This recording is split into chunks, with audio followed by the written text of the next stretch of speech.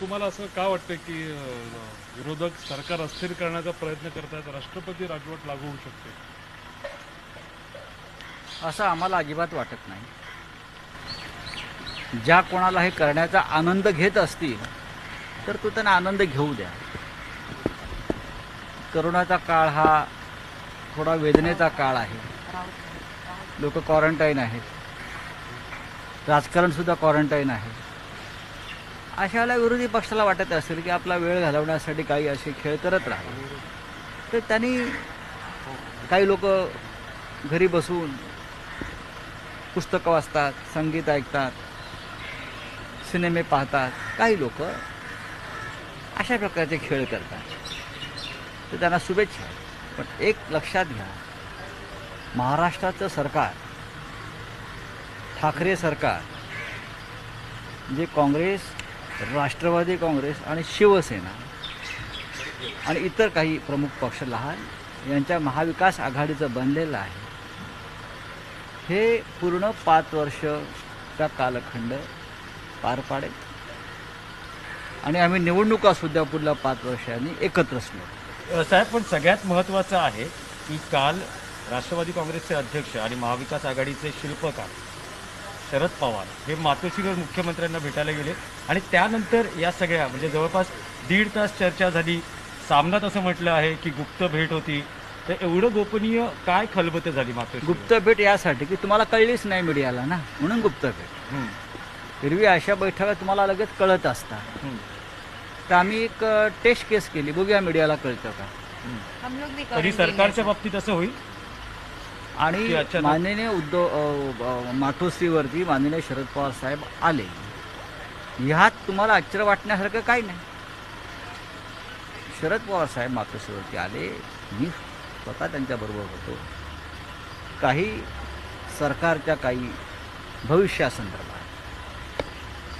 करोनाच्या काही विषय आहेत, काय करता येईल काय नाही, या संदर्भात जर पवार साहेबांकडून आम्ही मार्गदर्शन घेतलं तर कोणाला वाईट वाटण्याचं कारण नाही.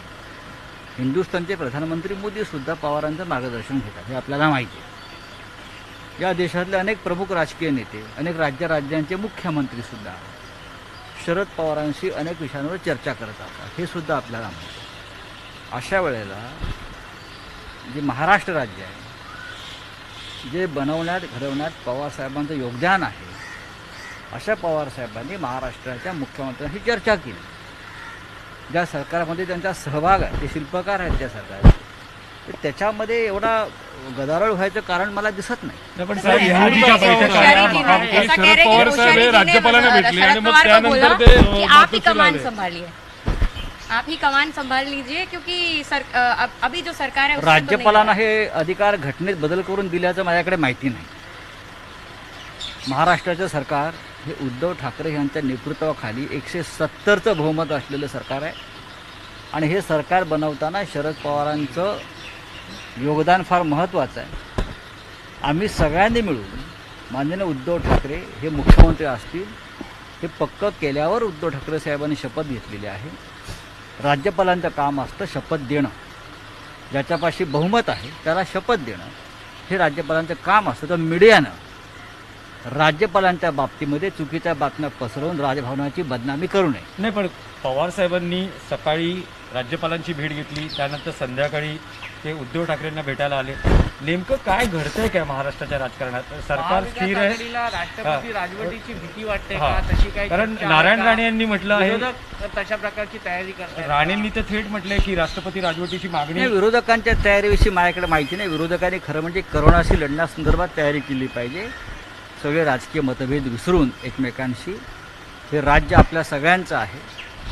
राज्य संकटात असताना केंद्र असेल किंवा प्रत्येक राज्य असेल, सगळ्या राजकीय पक्षांनी एकत्र येऊन या संकटाशी लढणं गरजेचं आहे. इतर राज्यामध्ये मला त्या भागातले विरोधक ही भूमिका घेताना दिसत आहे. महाराष्ट्रातसुद्धा अशा प्रकारची भूमिका विरोधक नाही, ते राज्याच्या आणि जनतेच्या हिताचं आहे. राऊत साहेब, रेल्वेवरून जो काही वाद निर्माण झाला होता तो संपला असं म्हणायचं का? आता महाराष्ट्र सरकार राऊत साहेब, तो संपला वाद. राऊत साहेब, जे शरद पवार महाविकास आघाडी सरकार सत्ता स्थापनेच्या वेळेस मातोश्रीवर येत नाहीत, पण अशा आणि हे या प्रश्नाला काय अर्थ नाही. नाही, महाविकास आघाडीच्या बैठका या शिवाजी पार्क बाळासाहेब ठाकरे राष्ट्रीय स्मारकात होत होत्या 2 आठवड्यामध्ये त्यांच्या अनेक भेटी गाठी इथे झाल्या. पण आज कारण अशी काय परिस्थिती कारण आहे? महाराष्ट्रातली परिस्थिती एकंदर आपण पाहिलं असेल, अशा वेळेला शरद पवार हे उत्तम प्रशासक, उत्तम राजकारणी, उत्तम नेते आहेत. अनेक वर्ष त्यांनी महाराष्ट्र राज्य चालवलेलं आहे आणि असे शरद पवार जर आम्हाला मार्गदर्शन करीत असतील तर ते मातोश्रीवर गेलं तर आपल्याला दुःख व्हायचं कारण नाही. मातोश्रीवरती बाळासाहेब ठाकरे असताना ते अनेकदा आलेले आहेत. आताही त्यांचा मुख्यमंत्र्यांशी उत्तम संवाद आहे आणि पवार साहेब हे आजही सगळ्यांसाठी मार्गदर्शकाच्याच भूमिकेत आहेत.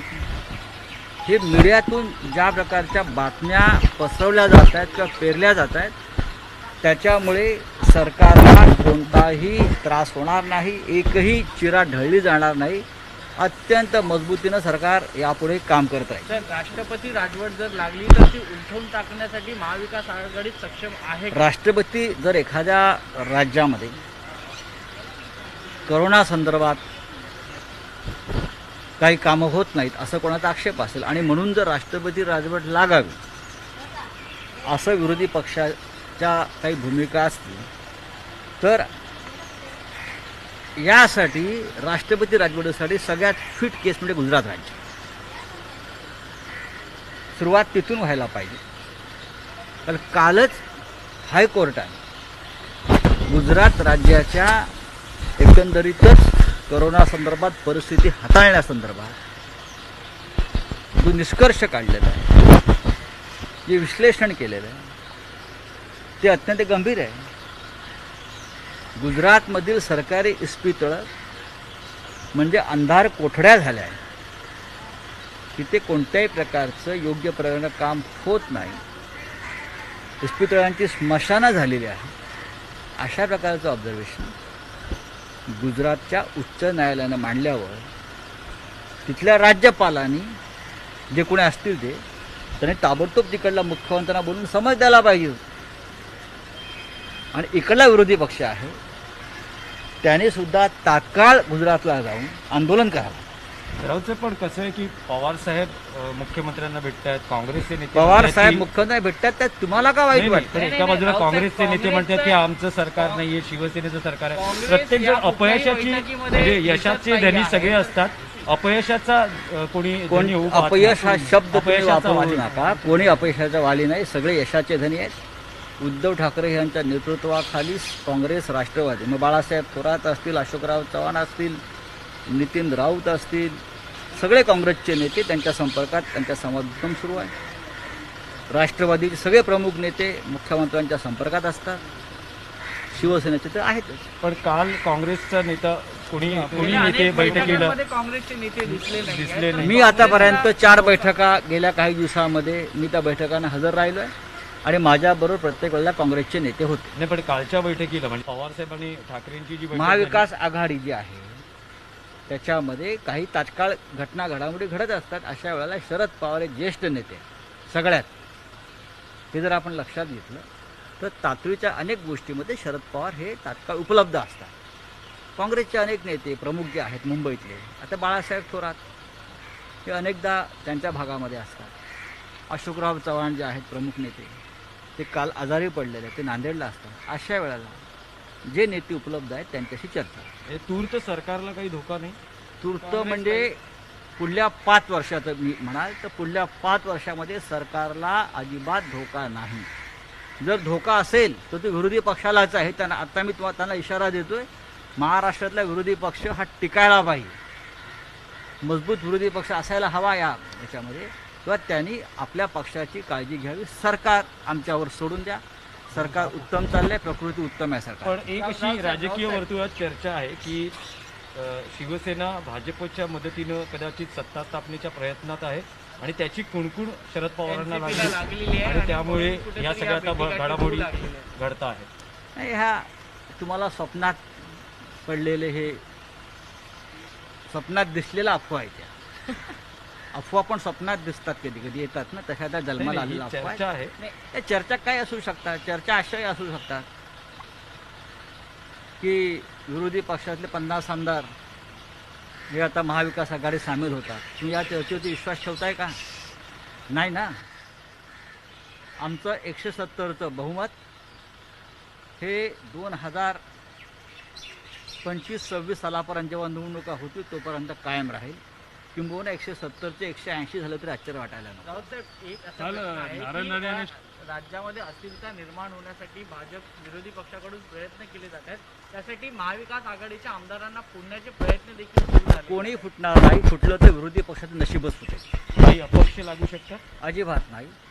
किंबहुना विरोधी पक्षाला पाठिंबा देणारे जे अपक्ष आहेत त्यांच्यात भ्रमनिराश झालेला आहे आणि ते आमच्या नाही, संपर्कात पण आहेत. सोशल मीडियावर पुन्हा एकदा प्रचार सुरू झाला की भाजपचं सरकार येणार अशा पद्धतीच्या काही ट्रेंडिंग सुरू झालं. हे सुरू झालेले आहेत. नाही, भाजपचं सरकार जे आहे महाराष्ट्रातल्या विरोधी पक्षाचं भाजपचं सरकार हे लंडनला येऊ शकतं, न्यूयॉर्कला येऊ शकतं. तिकडली परिस्थिती कोरोनाबाबत अत्यंत गंभीर आहे.